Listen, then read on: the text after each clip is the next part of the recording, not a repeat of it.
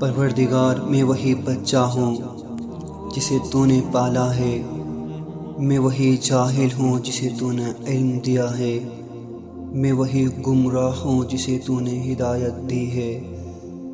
میں وہی پست ہوں جسے تو نے بلند کیا ہے، میں وہی خوفزدہ ہوں جسے تو نے امان دی ہے، میں وہی بھوکا ہوں جسے تو نے سیر کیا ہے، میں وہی پیاسا ہوں جسے تو نے سیراب کیا ہے، میں وہی برہنہ ہوں جسے تو نے لباس پہنایا ہے،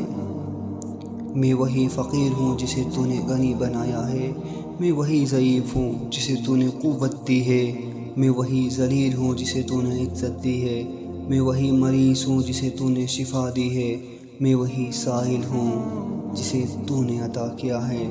میں وہی خطا کار ہوں جسے تو نے سنبھالا ہے، میں وہی نادار ہوں جسے تو نے بکثرت عطا کیا ہے، میں وہی کمزور ہوں جس کی تو نے مدد کی ہے، میں وہی نکالا ہوں جسے تو نے پناہ دی ہے، میں وہی ہوں جس نے تنہائی میں تجھ سے حیا نہیں کی اور گناہ کیا اور تو نے پردہ پوشی کی ہے۔